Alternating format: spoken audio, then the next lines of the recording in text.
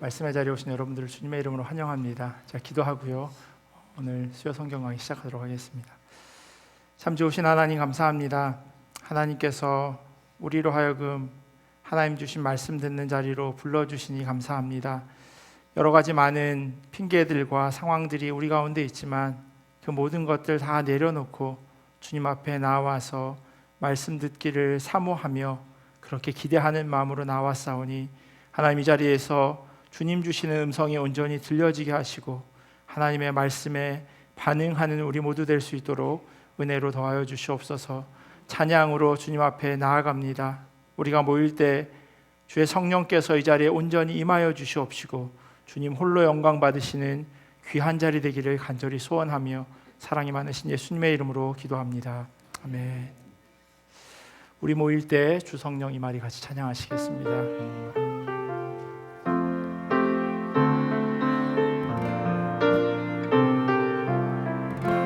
우리 모일 때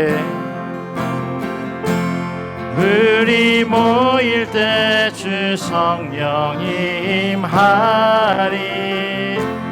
우리 모일 때 주 이름 높이리. 우리 마음 모아 주를 경배할 때 주님 축복하시리. 주님 축복하시리. 우리 모일 때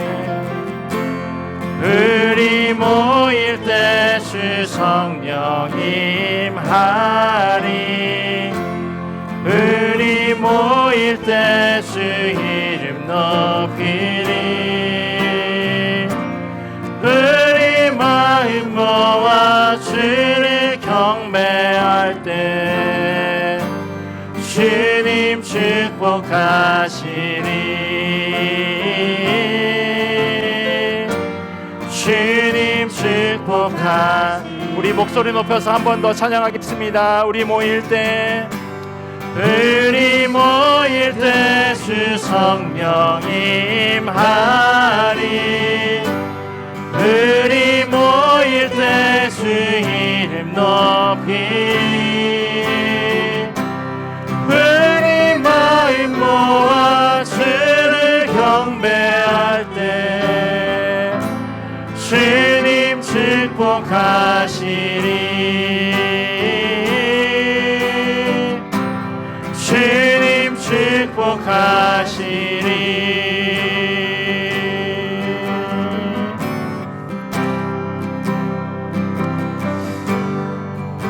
축복하시리. 함께 같이 고백하며 나아가겠습니다. 우리는 하나님의 자녀. 우리는 하나님의 자녀. 주 사랑 안에 우리 거할 때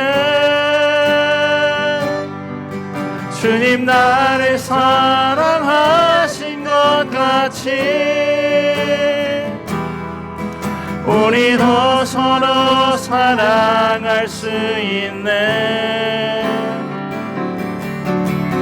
우리는 주의 몸된 교회. 뭐든지 제가 하나 될 때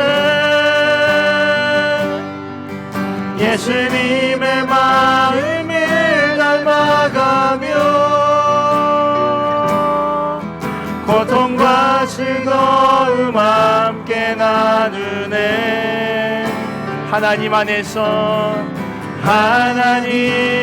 안에서 우리 서로 이어져 주가 거하실 성전이 되네. 모퉁이 돌 대신 예수와 하나 되게 하신 성령 안에 함께 이어져 가네.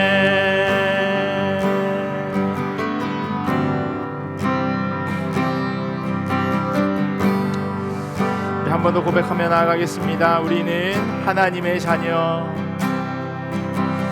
우리는 하나님의 자녀 주 사랑 안에 우리 거할 때 주님 나를 사랑하신 것 같이 우리도 서로 사랑할 수 있네. 우리는 주의 몸된 교회, 우리는 주의 몸된 교회 뭐든지 제가 하나 될 때 예수님의 마음을 닮아가며 고통과 즐거움 함께 나누네. 하나님 안에서 우린 서로 이어져 주가 거하신 성전이 되네. 모퉁이 돌 대신 예수와 하나 되게 하신 성령 안에 함께 지어져 가네. 하나님 안에서 우린 하나 서로 이어져 하나님 안에서 우리 서로 이어져 주가 거하신 성전이 되네. 모퉁이 돌 대신 예수와 하나 되게 하신 성령 안에 함께 지어져 가네. 아멘. 우리 예수로 나의 구주 삼고 같이 찬양하시겠습니다.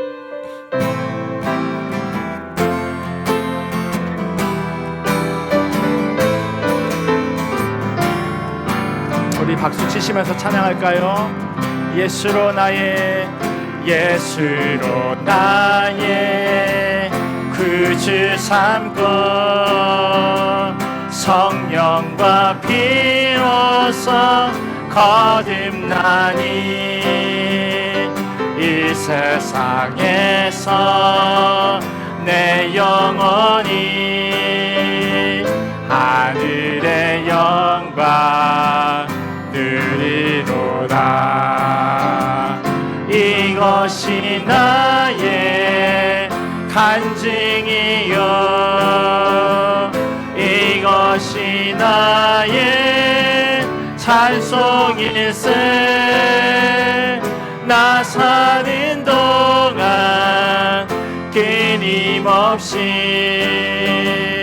구주를 찬송하리로다. 온전히 주께 맡긴 내 영 사랑의 음성을 듣는 중에 천사들 왕래하는 하늘의 영광 보이로다. 하늘의 영 보리로다. 이것이 나의 간증이요 이것이 나의 찬송일세. 나 사는 동안 끊임없이 구주를 찬송하리로다. 주 안의 기쁨 누림으로 마음의 풍랑이 잔잔하니 세상과 나는 간 곳 없고 구속한 주만. 우리 3절 한 번 더 찬양하겠습니다. 주 안의 기쁨 누림으로 마음의 풍랑이 잔잔하니 세상과 나니 가는 곳 없고 구속하지만 보이도 이것이 나의 간증이요 이것이 나의 찬송일세 나 사는 동안 끊임없이 구주를 찬송하리 이것이 나의 간증이요 이것이 나의 간증이요 이것이 나의 찬송일세 나 사는 동안 끊임없이 구주를 찬송하리로다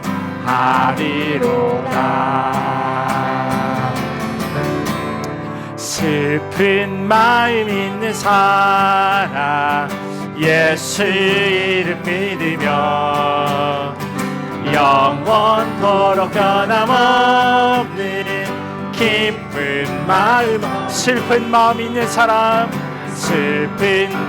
있는 사람 예수 이름 믿으며 영원토록 변함없는 기쁜 마음 얻으니 예수의 이름을 세상의 소망이요 예수의 이름이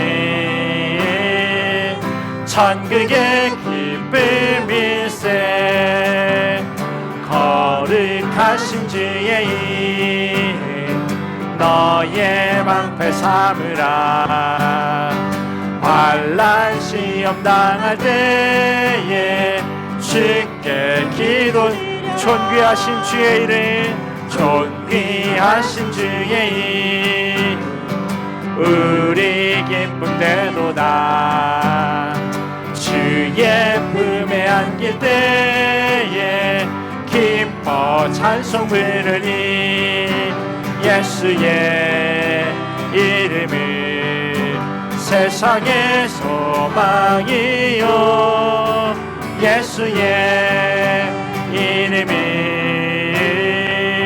천국의 기쁨이 우리 갈 길 나간 후에 보좌 앞에 나가 왕의 왕께 경배하며 멸류관을 드리니 예수의 이름이 세상의 소망이요 예수의 이름이 천국의 기쁨일세 예수의 이름은 세상의 소망이요 예수의 이름은 천국의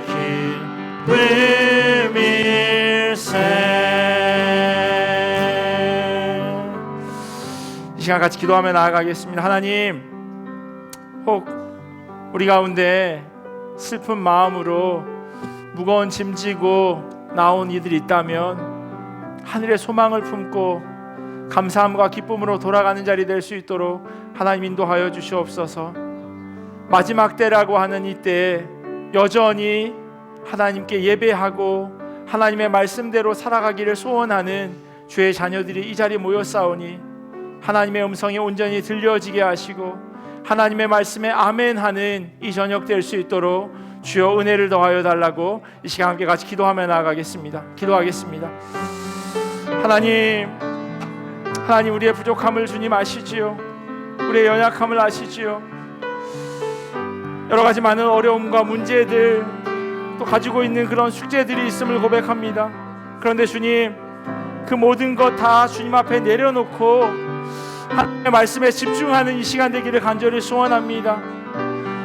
무거운 짐진 자들 다 내게로 오라 주님 말씀하셨사온데 그 말씀에 아멘하며 나아가게 하시고, 하나님 우리가 무거운 마음 가지고 나왔더라도 하나님 감사함과 기쁨으로 평안한 마음으로 돌아가는 이 귀한 복된 자리 될 수 있도록 주여 인도하여 주시옵소서. 이 저녁에 하나님의 말씀이 선포되어질 때에 하나님의 말씀에 아멘하는 자리 되게 하시고 그 말씀 가운데 순종하며 나아가도록 인도하여 주시옵소서.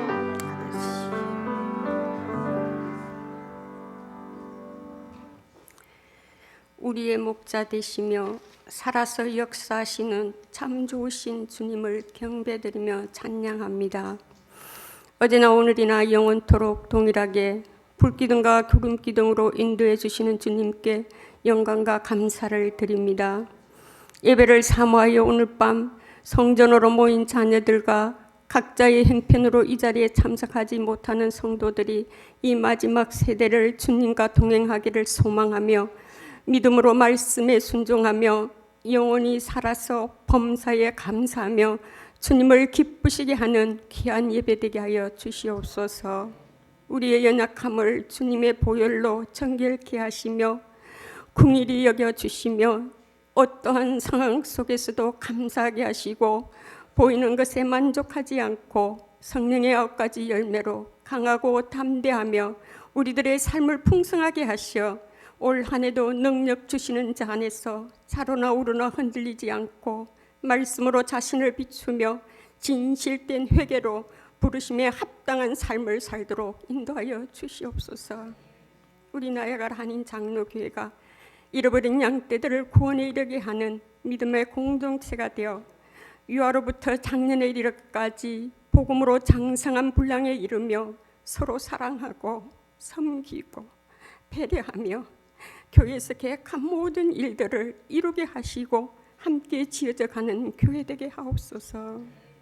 우리 조국 대한민국의 통치자 되시는 주님께서 주인이 되시어 그 나라와 을을 구하는 간절함이 우리 민족에게 일어나 복음으로 하나 되게 하여 주시고 아직도 전쟁 중에 있는 귀한 생명들을 안보하시고 사명감으로 선교하는 주님의 종들에게 부족함이 없도록 채워주시며 그들의 헌신이 주님의 나라의 아름다운 열매 맺게 하여 주시옵소서. 공동체를 위하여 헌신과 섬김으로 봉사하는 건속들과 리더들에게 지혜를 주셔서 잘 감당하게 하시며 오늘 저녁 말씀을 선포할 주의 종에게 성령의 은혜로 말씀을 전하게 하시어 선포되는 말씀 가운데 우리의 심령이 깨어지고 말씀에 순종하며 살아가는 힘을 얻게 하옵소서. 영육이 힘들고 삶에 지친 자녀들에게 빛이신 주님께서 위로하여 주시고 머리털 하나도 새신 바 되시고 참새보다 귀하다 하신 주님 말씀 기억하며 힘을 얻고 때로는 힘이 들고 지치고 어려움에 있을 때라도 합하여 선을 이룰 수 있는 귀한 믿음으로 이기게 하시어 이 예배를 통하여 주님 홀로 영광받아 주시옵소서. 감사를 드리며 우리를 죄악에서 구원하여 주신 예수님의 이름으로 기도드렸습니다. 아멘.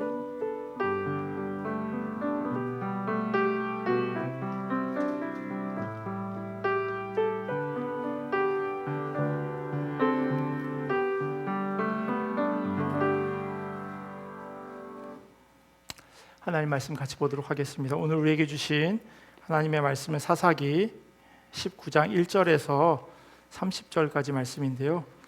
그 가운데서 두 곳만 읽도록 하겠습니다. 16절부터 21절까지 그리고 27절부터 30절까지 이렇게 두 군데 읽겠습니다. 사사기 19장 1절부터 30절까지 말씀 가운데요. 16절부터 21절 그리고 27절부터 30절까지 그렇게 말씀 같이 교독하도록 하겠습니다. 제가 먼저 16절 읽도록 하겠습니다. 저녁 때 한 노인이 밭에서 일하다가 돌아오니 그 사람은 본래 에브라임 산지 사람으로서 기브아에 거류하는 자요 그곳 사람들은 베냐민 자손이더라. 노인이 눈을 들어 성읍 넓은 거리에 나그네가 있는 것을 본지라. 노인이 묻되 그대는 어디로 가며 어디서 왔느냐 하니 그가 그에게 이르되 우리는 유다 베들레헴에서 에브라임 산지 구석으로 가나이다. 나는 그곳 사람으로서 유다 베들레헴에 갔다가 이제 여호와의 집으로 가는 중인데 나를 자기 집으로 영접하는 사람이 없나이다. 가나안에 먹일 집과 여물이 있고 나와 당신의 여종과 당신의 종인 우리들과 함께한 청년에게 먹을 양식과 포도주가 있어 무엇이든지 부족함이 없나이다 하는지라. 그 노인이 이르되 그대는 안심하라. 그대의 쓸 것은 모두 내가 담당할 것이니 거리에서는 유숙하지 말라 하고 그를 데리고 자기 집으로 들어가서 나귀에게 먹이는 그들의 발을 씻고 먹고 마시니라. 27절부터 30절까지 읽도록 하겠습니다. 그의 주인이 일찍이 일어나 집 문을 열고 떠나고자 하더니 그 여인이 집 문에 엎드려져 있고 그의 두 손이 문지방에 있는 것을 보고 그에게 이르되 일어나라 우리가 떠나가자 하나 아무 대답이 없는지라. 이에 그의 시체를 나귀에 싣고 행하여 자기 곳에 돌아가서 그 집에 이르러서는 칼을 가지고 자기 첩에 시체를 거두어 그 마디를 찍어 12덩이에 나누고 그것을 이스라엘 사방에 두루 보내매 그것을 보는 자가 다 이르되 이스라엘 자손이 애굽 땅에서 올라온 날부터 오늘까지 이런 일은 일어나지도 아니하였고 보지도 못하였도다. 이들을 생각하고 상의한 후에 말하자 하니라. 아멘. 하나님의 말씀입니다. 화면에 보시는 대로 오늘 저희 설교 본문은 19장 1절부터 30절까지 전체입니다. 그런데 그 가운데 제가 3분의 1만 저희가 같이 읽은 겁니다. 30절 가운데 10절의 분량만을 읽었습니다. 그러니 전체 내용이 어떻게 흘러가는지 사실 이해하기가 어렵습니다. 그럼에도 불구하고 제가 마치 짤막하게 편집되어지는 것처럼 두 부분만 앞에 안 읽고 중간에 읽고 또 안 읽고 이렇게 한 이유는요, 가급적이면 적게 그 내용을 읽고 싶어서였어요. 왜냐하면 그 안에 담겨져 있는, 오늘 특별히 이 사사기 19장에 담겨져 있는 내용이 너무 끔찍하고 참담해서 그래서 최대한 덜 읽고자 하는 그런 마음에서입니다. 오늘 본문의 시작은요 이렇습니다. 이스라엘의 왕이 없을 그때에 19장의 시작이 이런데 18장의 시작도 동일합니다. 그때 이스라엘에 왕이 없었고, 한글 성경은 조금 의미는 같지만 조금 다른데요. 영어 성경은 그냥 그대로 붙여놓은 것처럼 똑같습니다. 그러니 앞으로 이어질 내용이 어떠할지 충분히 짐작이 되어지죠. 이스라엘의 왕이 없었으므로 뒤에 항상 따라오는 병행 구절, 사람들이 자기 소견에 옳은 대로 그렇게 살았던 모습이 오늘 본문 19장 1절 이후로부터 쭉 이어지게 될 겁니다. 근데 그 자기 소견이요, 이 사사기 18장까지 읽었던 그 어떠한 내용보다 더 처참하고 끔찍합니다. 여름에 오싹한 그 스릴러물로 제작해도 손색이 없을 만한 그러한 내용이 담겨져 있습니다. 이 막장 같은 시대에 막장 같은 사람이 오늘 본문에 등장하는 주인공이에요. 1절 보시면 한번 성경 같이 보실까요? 1절 보시면요 이렇게 쓰여져 있어요. 에브라임 산지 구석에 거류하는 어떤 레위 사람, 이게 오늘 본문에 등장하는 주인공이에요. 이 사람의 가문은 레위 사람인데 저희가 지난번에 살펴본 것처럼 레위 지파가 12지파에 다 땅을, 성읍을 분배받죠. 그래서 그 성읍에 살고 있었던 사람 가운데 하나였어요. 이 사람이 어디에 살고 있었냐면 에브라임 산지 구석에 살고 있었대요. 앞선 18장에 등장하는 미가의 집에 있다가 단지파를 쫓아갔던 그 레위 사람과 혼동할 수도 있는데 그 사람은 아니에요. 다른 사람입니다.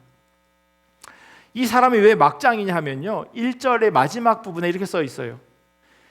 유다 베들레헴에서 첩을 맞이하였더니라고 적혀져 있기 때문에 이 사람이 누구냐면 레위 사람인데 그럼에도 불구하고 첩이 있었대요. 17장, 18장이 이 사사기 전체 제가 보따리 같다고 말씀드렸잖아요. 그래서 서론이 1, 2, 3장 6절까지 있고 중간에 사사들이 12사사가 등장하고 17장부터 21장까지 마무리하는 부분이거든요. 그 가운데 17장과 18장에는 종교적인 타락이 담겨져 있다면 19장부터 21절까지는요 윤리적인 문제가 그 땅에 있었다라고 하는 것을 설명하고 있는데 그 가운데 나오는 시작이 바로 이 사람인 거예요. 레위 사람. 에브라임 산지에 살고 있는 레위 사람. 그런데 남쪽의 유다 베들레헴에 살고 있는 첩을 맞이했다고 이야기합니다. 당시 한 명 이상의 아내를 두는 사람들이 있었습니다. 우리가 잘 알고 있는 많은 그 성경 가운데 등장하는 사람들이 아내가 여럿 있었어요. 그런데요, 성경을 읽다 보면요, 그건 당시 문화였기에 아내가 하나, 둘, 셋 있는 경우가 율법에 어긋나지 않아요. 그럼에도 불구하고 오늘 본문 가운데 이 레위 사람은 아내가 아니라 첩이라고 되어져 있어요. 분명히 아내와 첩은 달라요. 첩은 어떤 문제가 있냐면요, 법적으로 합법적인 아내가 아닌 경우에 첩이라고 이야기하는 겁니다. 사사 기드온의 아들 가운데요, 첩에게서 태어난 아비멜렉이라고 하는 인물이 있었습니다. 이 아비멜렉의 모친을 성경에서는 첩이라고 적어 놓았는데요, 그러한 이유는 이 이스라엘 공동체의 일원이 아닌 세겜 사람이었기 때문에 그 기드온의 아내를 첩이라고 그렇게 적어 놓았습니다.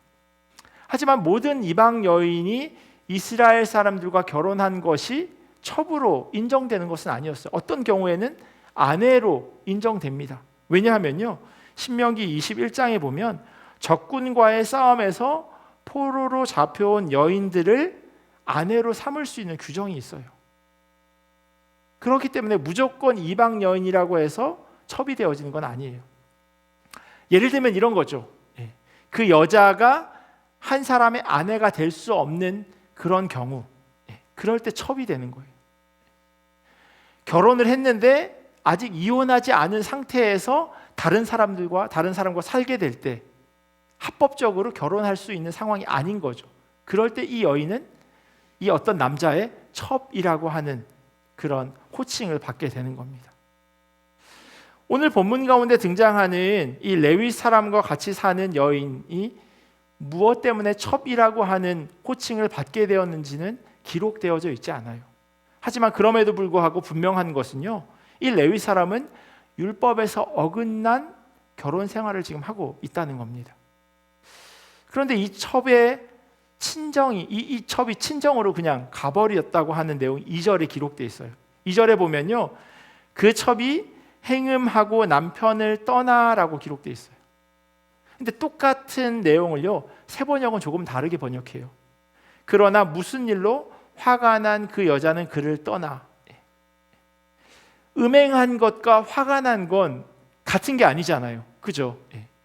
부부싸움을 해서 화가 나서 친정으로 간 것과 이 첩이 바람이 나서 친정으로 간 건 분명히 다른 경우예요. 그런데 왜 저렇게 똑같은 히브리어 성경을 가지고 번역을 했을 텐데 다르게 번역을 해 놓았을까요? 영어 성경도 보면요, NIV 성경은 개역개정 성경과 같은 번역이고요, RSV 번역은 새 번역과 같은 그런 의미를 담고 있어요. 왜 이와 같은 번역의 차이가 생기냐면요, 이 여인의 아버지가 자기 딸을 집으로 그대로 받아들여요. 이것 때문에 두 가지의 의견이 서로 나올 수밖에 없는 겁니다. 만약 이 첩이요 간음을 했다면 죽어야 해요. 그리고 그 딸을, 간음한 딸을 집으로 맞아들인 아버지 역시도 동일한 형벌을 받게 되어져 있습니다. 그러니까 간음을 한 것은 아니지 않을까라고 하는 거죠. 왜냐하면 이 레위 사람과 이 첩과 그리고 장인어른 되는 그 사람이 며칠 동안 아무렇지도 않게 같이 지내거든요.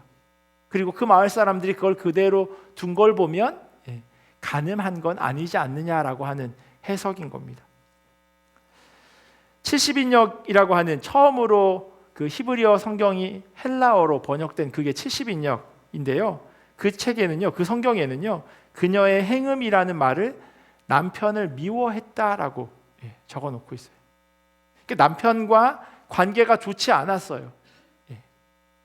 새 번역에 번역되어져 있는 것처럼 화가 났을 수도 있겠죠. 화가 나서 친정으로 갔어요. 그런데 이스라엘 문화에서는 그것이 행음한 것이나 마찬가지의 의미를 가진다고 이야기하고 있습니다. 그러니까 간음한 건 아니에요. 그런데 남편의 허락 없이 남편을 떠나버린 건 그러한 의미다라고 하는 거죠. 그러다 보니까 우리가 있는 이 성경에 행음과 친정으로 간 것, 서로 다른 행동 같지만 같은 의미로 그렇게 적어 놓은 겁니다. 근데 문제는요, 이와 같은 상황을 접한 이 레위 사람의 후속 조치예요. 이 여인은 분명히 하나님의 말씀을 어겼어요. 싸워서 집을 나갔건 행음을 해서 집을 나갔건 분명히 율법에 어긋난 일을 한 겁니다. 그리고 두 가지 일에 분명히 율법적인 그 제재가 조금 다르게 지어질 겁니다. 형벌이 조금 다를 수 있어요. 3절에 어떻게 써 있냐면 이렇게 써 있어요. 그의 남편이 그 여자에게 다정하게 말하고 그를 데려오고자 하여 하인 한 사람과 나귀 2마리를 데리고 그에게로 가매 여자가 그를 인도하여 아버지의 집에 들어가니 그 여자의 아버지가 그를 보고 기뻐하니라. 레위 사람이라고 하는 이스라엘 12지파 가운데 특별히 하나님께서 레위 사람들에게 준 그 역할은 뭐냐면요, 하나님의 율법을 잘 지키는 사람, 그리고 하나님의 율법이 잘 지켜지도록 이스라엘 백성들에게 그 율법을 전하고 또 그들이 말씀대로 살지 않았을 때 그들을 처벌하는 위치에 있는 사람이 바로 레위 사람들이었습니다. 그러니까 자기 아내와 혹은 자기 장인어른이 지금 잘못했어요. 경중을 떠나서 분명히 잘못했어요. 그런데 그 일에 대해서 잘못했다고 이야기해야 할 이 레위 사람이 잠자코 있어요. 그냥 가만히 있어요. 그 일을 덮어두려고 하는 겁니다. 오늘 성경은요, 윤리적으로 잘못되어졌다라고 하는 것 가운데 첫 번째를 바로 이 내용으로 꼽고 있어요. 잘못한 것에 대해서 지적해야 하는 레위 사람이 그걸 그냥 덮어둬 버렸어요. 자기 첩에게요, 다정하게 말하려고 내려갔다는 거예요. 아니죠. 잘못했으니까 잘못했다고 얘기할 수 있는 자세여야 해요. 그런데 그렇게 하지 않습니다. 심지어요, 그 여자의 아버지가 그를 보고 기뻐하는데 거기에 대해서 장인어른 지금 잘못하셨습니다라고 이야기했다라고 하는 대목조차 찾아볼 수 없습니다. 레위 사람은요, 이스라엘 공동체 안에서 스스로 하나님의 율법을 지킬 뿐만 아니라 그 율법이 지켜지도록 돕는 역할을 해야 하는데 오늘 본문 가운데 등장하는 이 사람은 그렇게 하고 있지 않습니다. 내가 왕이었습니다라고 하는 책이에요, 이렇게 설명하고 있어요. 예를 들어 사람을 죽인 사람은 반드시 사형에 처해야 한다라는 구절에 해당하는 히브리어 원문을 직역하면 이렇습니다. 짐승을 죽인 자는 그것을 물어줘야 한다. 사람을 죽인 자는 죽임을 당해야 한다. 누군가를 죽인 사람들이 받아야 할 형벌로 죽임을 당해야 한다라고 수동태로 썼습니다. 그렇다면 누군가 죽이는 역할을 해야 하는데 그 역할을 담당하는 사람이 레위 사람입니다. 율법에 따른 형벌을 집행하는 역할을 했던 것입니다. 우선 이 레위 사람은요, 첩을 둠으로 자기가 율법을 어겼어요. 그리고 이 첩이 어떤 이유에 섰던 간에 친정으로 돌아간 그 잘못을 행함, 거기에 대해서 분명히 법적인 책임을 물었어야 했는데 그걸 그냥 두리뭉실 넘어가는 잘못을 보이고 있습니다. 율법에 어긋나기에 그 잘못에 대한 집행을 해야 하는 위치에 있는 사람이 레위 사람들이 그렇게 하지 않았다는 거예요. 자기에게도 면죄부를 주고 자기 첩에게도 면죄부를 줍니다. 오늘 본문은요, 이 여인 그리고 이 레위 사람의 좋은 관계, 아내가 화가 나서 친정으로 돌아가니 그 아내를 좋게 이야기해서 다시 집으로 데려와야지 하는 그런 사랑꾼의 이야기가 절대로 아닙니다.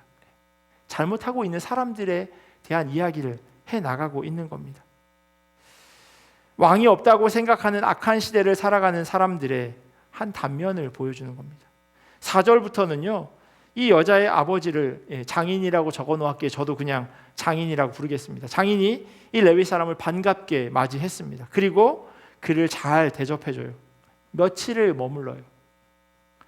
넷째 날 아침에 이 레위 사람이 집에 가려고 하니까 무슨 소리냐고, 하루 더 쉬다 가라고, 먼 길 내려왔는데 라고 하면서 또다시 붙잡습니다.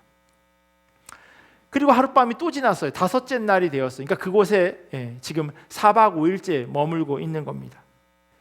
5일 아침, 5째 날 아침에 가려고 하는데 장인어른이 또 붙잡아요. 더 있다 가라고.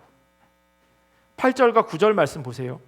5째 날 아침에 일찍이 일어나 떠나고자 하매 그 여자의 아버지가 이르되 청하노니 그대의 기력을 돋우고 해가 기울도록 머물라 하므로 두 사람이 함께 먹고 그 사람이 첩과 하인과 더불어 일어나 떠나고자 하매 그의 장인 곧 여자의 아버지가 그에게 이르되 보라 이제 날이 저물어 가니 청하건대 이 밤도 유숙하라.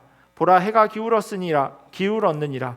그대는 여기서 유숙하여 그대의 마음을 즐겁게 하고 내일 일찍이 그대의 길을 가서 그대의 집으로 돌아가라 하니. 이 장인어른이 붙잡은 시간은 아침이었어요. 아침에 떠나려고 하니까 밥 한 끼라도 그래도 따순 밥 먹고 가야지 하면서 붙잡았어요. 그리고 밥을 먹었어요. 그런데 장인어른이 뭐라고 이야기하냐면 이제 날이 저물어 간대요.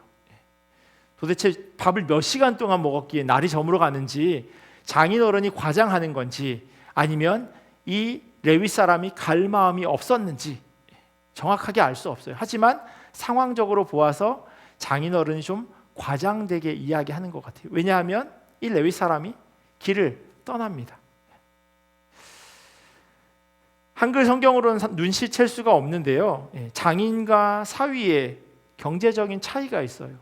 그래서 이 사위가 일부러 유대 땅까지 내려가서 그 첩을 데리고 오려고 했던 이유 가운데 하나가 거기 있다고 설명하는 사람도 있어요. 왜냐하면요, 2절 보시면요, 그의 아버지의 집이라고 되어져 있어요. 장인이 살고 있는 그 집.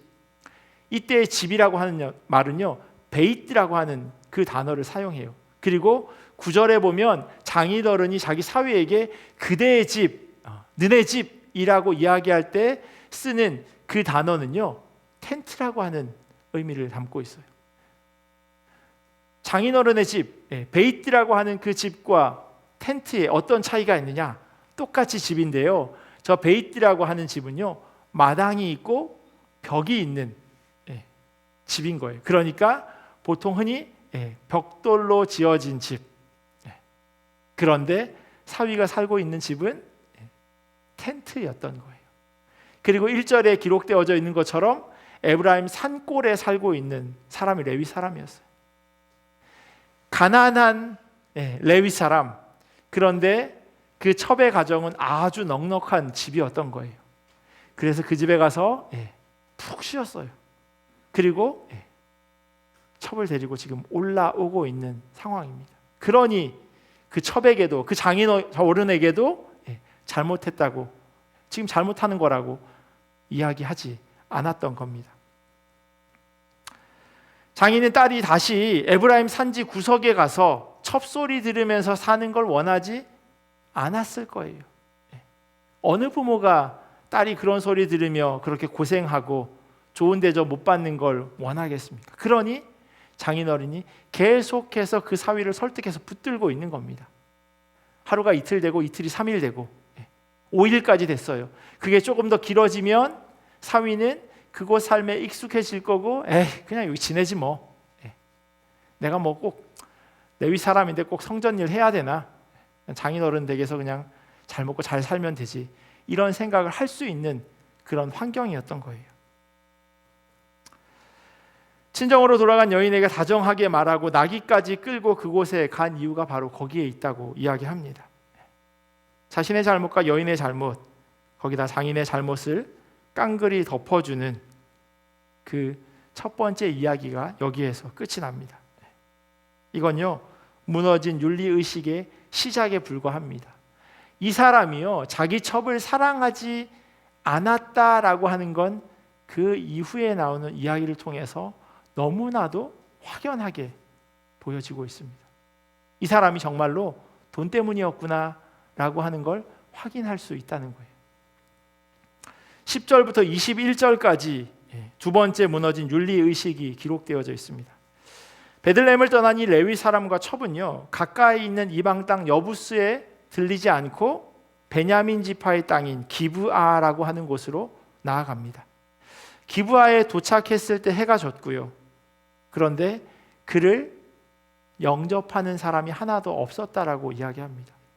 뭐 그럴 수도 있지라고 생각할 수 있지만요, 사실 당시 이 이스라엘 사람들이 살고 있었던 이스라엘 사람들의 문화는 그렇지 않았어요. 갈 곳 없는 나그네를 보게 되면요, 앨리스트 최소한 3일은 자기 집에서 머물도록 배려해야 하는 것이 당시 유대인들의 문화였어요. 그리고 그들이 가지고 있는 윤리의식이었어요. 그런데 이 기브아에 갔는데 그를 영접하는 사람이 하나도 없었다는 거예요. 광야 40년의 시간을 보내면서요, 그들은 자기들이 나그네와 같은 삶을 살았던 것을 기억합니다. 그리고 지나가는 나그네를 보면 자기들의 이전 삶을 떠올리면서 우리도 그를 대접해야지라고 생각했어요. 그리고 그것이 하나님이 주신 말씀이었습니다. 그런데 어찌된 영문인지 베냐민 지파의 기브아에 있는 이들을 영접하는 사람이 하나도 없었어요. 때마침 한 노인이 성읍 광장에 있는 이들을 보게 됩니다. 이 노인은 에브라임 산지 사람이래요. 그러니까 이 사람과 이 레위 사람과 같은 지역에 살고 있었던 사람인 거죠. 같은 출신이라고 해도 과언이 아닌 그런 사람인 겁니다. 그런데 이 에브라임 출신의 이 노인이 왜 그런지 모르겠지만 기브아라고 하는 이 베냐민 지파 땅에 살게 되었어요. 이 노인이 성읍 광장에서 두리번거리고 있는 그 일행을 자기 집으로 맞아들입니다. 이 레위 사람이 아주 풍족하게 나 나귀도 있고 나귀 먹일 음식도 있고 우리 먹을 음식도 있으니 그냥 잠만 재워주세요 라고 이야기해요. 처갓집, 처갓집에 가서 많이 좀 챙겨왔나 봐요. 그러니까 이제 우리 먹을 건 다 있으니까 잠만 재워주세요 했는데 이 노인이 아니라고, 내가 다 제공하겠다고 그렇게 이야기를 해요. 노인의 배려로 그들의 하루 신세를 지게 되는 그날 밤이 됩니다.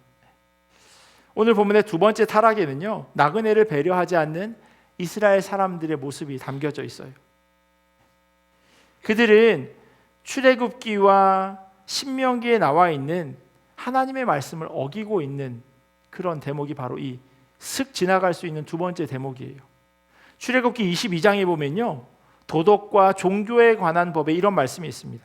너는 이방 나그네를 압제하지 말며 그들을 학대하지 말라.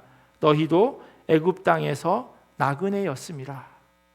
그리고 한 장 더 넘어가서 23장에 보면요, 정의와 복지에 관한 법에 동일한 내용이 또 적혀 있습니다. 너는 이방 나그네를 압제하지 말라. 너희가 애굽 땅에서 나그네 되었은즉 나그네의 사정을 아느니라. 모세의 유언과도 같은 신명기에도요, 동일한 내용이 3번이나 등장합니다. 그러니까 하나님께서 이들로 하여금 그냥 친절을 베풀어라라고 하는 게 아니라 이게 하나님의 율법인 거예요. 말씀인 거예요. 이렇게 하지 않으면 그들이 하나님의 말씀을 어기는 거예요.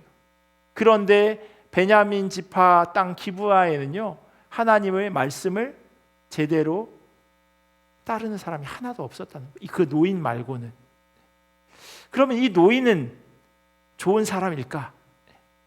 이 노인 역시도요, 우리를 실망시키지 않습니다. 자기 소견에 옳은 대로 행하는 모습이 나중에 등장합니다. 그 내용이 22절부터 내용이에요. 저희가 읽지 않았어요. 레위 사람과 첩이요, 그 노인의 집에서 쉬고 있었는데 마을의 불량배들이 그 집을 에워싸고 문을 두드리기 시작합니다. 마치 소돔 땅에 살고 있었던 롯을 찾아온 그 소돔 사람들처럼 동일한 행동을 보이고 있어요. 롯을 찾아온 천사들을 내놓으라고 소돔 사람들이 문을 두드렸을 때요, 롯은 그때 결혼하지 않은 두 딸을 내보내려고 했었습니다. 물론 천사가 그걸 막았지만요. 그런데 오늘 보면 사사기 19장에는요 그와 같은 일이 그대로 일어나요. 창세기에서는 천사가 그 일을 막았는데 오늘 본문에는 그러한 기적이 일어나지 않습니다. 기브아의 성에 그 불량배들이 문을 두드리자 집주인 노인이 이렇게 말을 합니다. 23절 후반부부터 24절이에요. 내 형제들아 청하노니 이 같은 악행을 저지르지 말라. 이 사람이 내 집에 들어왔으니 이런 망령된 일을 행하지 말라. 보라, 여기 내 처녀딸과 이 사람의 첩이 있은즉 내가 그들을 끌어내리니 너희가 그들을 욕보이든지 너희 눈에 좋은 대로 행하되 오직 이 사람에게는 이런 망령된 일을 행하지 말라. 황당한 게 한두 가지가 아니에요. 마을을 찾아온 나그네를 잘 대접해야 하는데 이 마을에 있었던 사람들은 그렇게 하지 못했어요. 그나마 겨우 이 노인 한 사람이 이 레위 사람의 첩과 이 레위 사람 그리고 같이 온 일꾼을 집으로 맞아들였죠. 그런데 이 노인이요, 자기 집을 찾아온 그 불량배들에게 결혼하지 않은 자기 딸을 내어준다고 이야기하고요, 거기다가 이 레위 사람의 첩까지 내준다고 이야기를 하고 있어요. 황당하죠. 이게 무슨 말도 안 되는 그런 상황일까요? 그런데도 무리가 계속해서 소란을 피우자 그 노인의 말을 듣지 않아요. 근데 어떻게 되는지 아세요? 25절에 이렇게 써 있어요. 무리가 듣지 아니하므로 그 사람이 자기 첩을 붙잡아 그들에게 밖으로 끌어내매 그들이 그 여자와 관계하였고 밤새도록 그 여자를 능욕하다가 새벽 미명에 놓은지라. 입에 올리기도 싫을 끔찍한 상황이 벌어져요. 더 황당한 건요, 25절에 그 사람이 노인이 아니라 이 레위 사람이에요. 그 사람이 자기 첩을 붙잡아다가 이렇게 써 있잖아요. 다정하게 말하려고 유대 땅으로 갔던 그 사람은 온데간데 없고 자기 첩을 문 밖으로 내보내버립니다. 그게 바로 이 레위 사람의 행동이었어요. 이 사건 다음을 저희가 같이 읽은 겁니다. 이 여인이 새벽에 거의 기어오다시피 해서 돌아왔는데 아무도 그녀의 인기척을 듣지 못했습니다. 이게 무슨 뜻인가요? 그 집에 누가 있냐면 노인이 있고요, 레위 사람이 있고요, 같이 따라온 종이 있었습니다. 지금 여인이 밖으로 지금 내보내졌어요. 그런데 어느 누구 한 사람, 그 여인을 기다리는 사람이 없었다는 거예요. 인기척이 문 앞에 엎드려져서 인기척이 들렸을 텐데도 불구하고 내다보는 사람이 아무도 없었습니다. 그리고는 그 다음날 아침 아무 일도 없었다는 듯이 레위 사람이 문을 열고 떠나려고 해요. 27절에 써 있어요.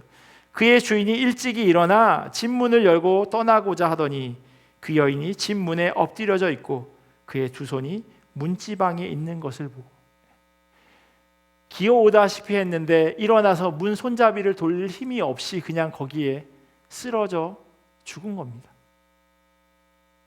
뭐라고 할 말이 없어요. 자기가 지켜주지도 못했고 그냥 내워줬으면, 사실 이것도 말도 안 되는 이야기지만 정말 그랬다면 최소한 돌아오는 걸 기다리곤 있었어야죠. 죄송합니다. 자꾸 얘기를 하다 보면 화가 나서 엎드려져 있는 그 여인에게요, 이 사람이 뭐라고 하는지 아세요? 28절에 보면요, 일어나라, 우리가 떠나가자.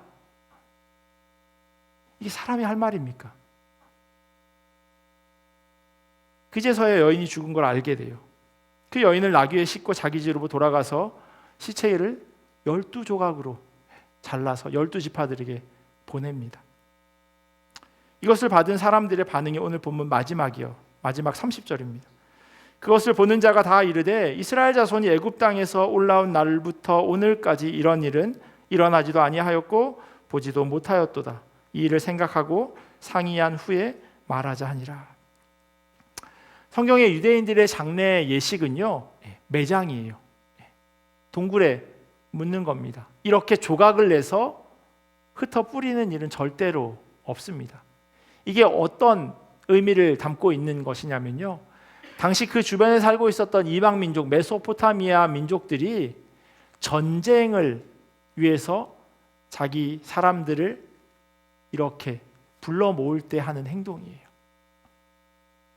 만약에 내가 하는 이 전쟁에 참여하지 않을 경우 너희도 이렇게 될 거다라고 하는 그런 의미를 담아내고 있는 행동이에요.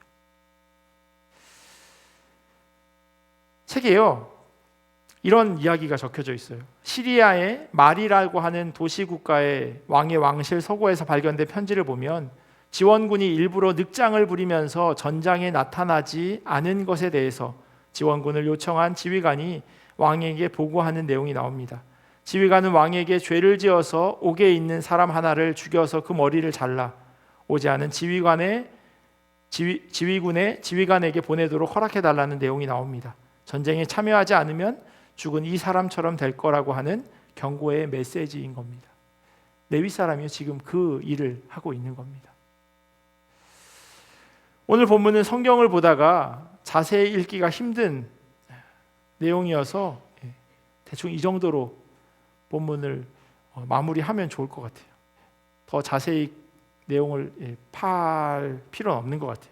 그냥 그 안에 담겨져 있는 의미만을 저희가 기억하면 좋을 것 같습니다. 왕이신 하나님이 없다고 생각하는 사람들의 삶이 얼마나 바닥 없이 내려가는 모습인지, 그리고 도덕과 윤리가 땅에 떨어지는 상황이 얼마나 참혹할 수 있는지를 우리에게 보여주는 그런 말씀입니다. 하나님의 현존을 자각하지 못하는 이스라엘 공동체는요, 종교도 타락했고 윤리마저 나락인 상황입니다. 이 말씀을 통해서요, 과연 성도된 우리는 오늘을 어떻게 살아가야 하나라고 하는 질문을 해보지 않을 수 없습니다. 말로만 그리스도인이라고 그렇게 하며 살아가는 것은 아닌지, 나는 과연 약자의 편에서 그들을 위로하고 그들에게 도움을 주며 살아가고 있는지 질문해 보아야 하는 것입니다. 멀리 가지 않더라도요, 우리가 있는 공동체 안에서 또 우리가 살아가는 삶의 자리에서 왕이신 하나님께서 우리와 함께 있음을 잊지 않고 하나님 앞에서라고 하는 그런 마음가짐으로 살아가게 된다면요, 우리가 살아가는 매 순간 그 삶의 모습은 달라질 수밖에 없을 겁니다. 내가 이 사람에게 이런 말을 던질 때 하나님이 그 옆에 같이 계시다면 내가 그렇게 말할 수 있을까? 내가 이 사람에게 어떤 행동을 할 때 나쁜 감정을 섞어서 하는 그런 행동, 그럴 때 하나님이 그 자리에 계시다면 내가 과연 그렇게 행동할 수 있을까? 아이들도 그렇잖아요. 보이는 행동들이 다 달라요. 어른들도 마찬가지죠. 교회 안에서의 행동과 가정에서의 행동과 직장과 일터에서의 행동이 똑같지 않을 때가 있다는 거예요. 제 사촌 동생이요, 그 목사님 아들인데 미국에서 저희 이모부가 목회했는데 5학년 때 미국에 왔어요.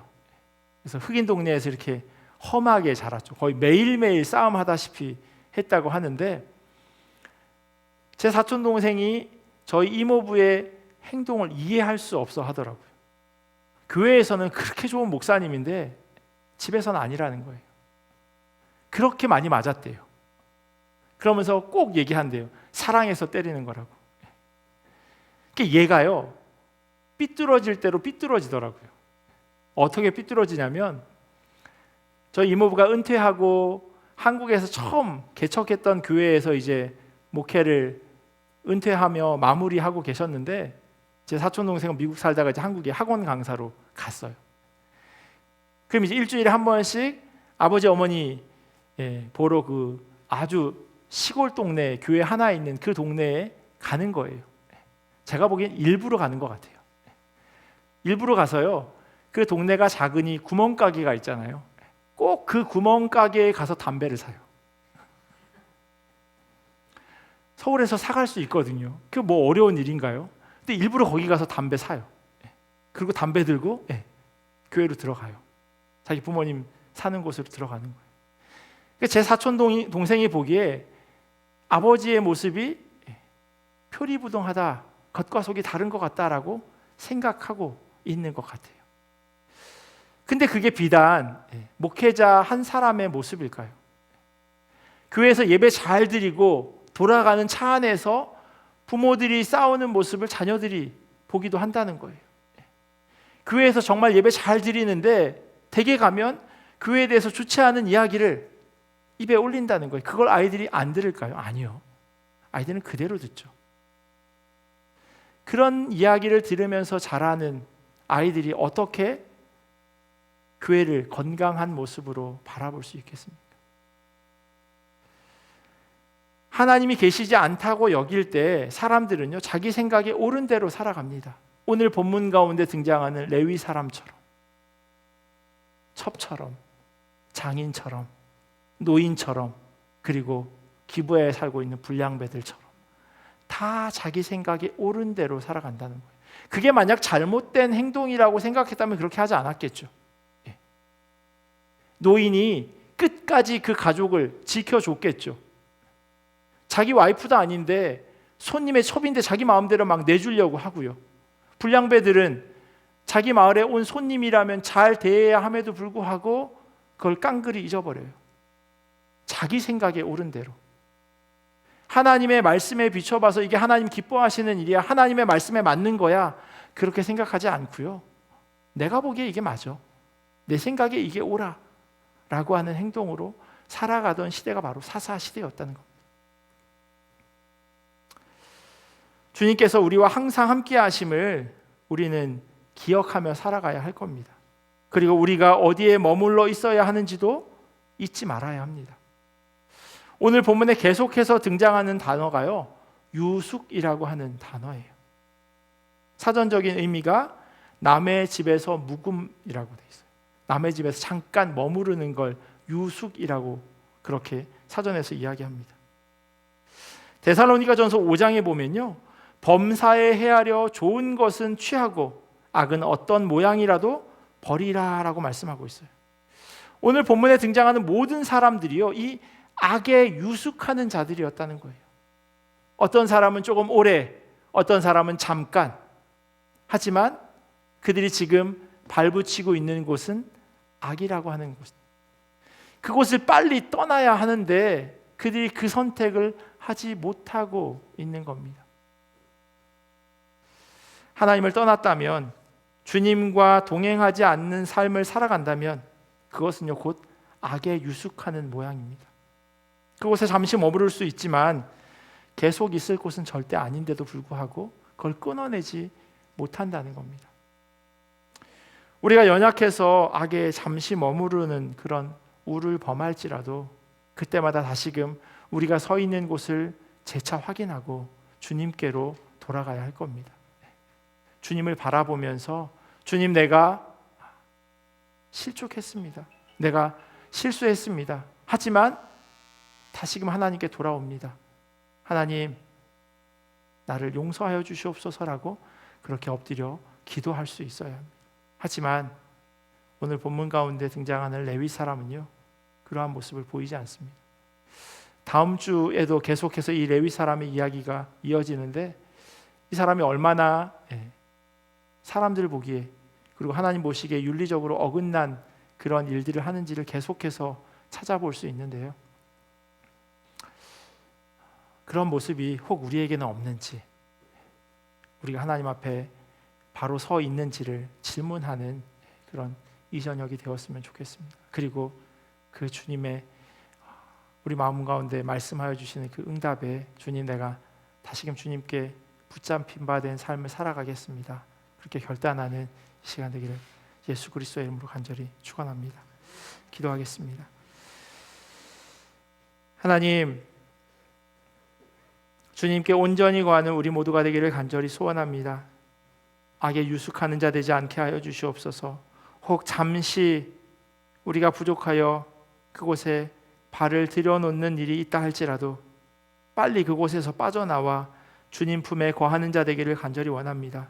주님 기뻐하시는 대로 주님의 소원을 이루어 드리는 자 되게 인도하여 주시옵소서. 교회 안에서의 삶의 모습뿐만 아니라 우리가 살아가는 세상 가운데서 주님이 기뻐하시는 대로 살아가기를 간절히 원합니다.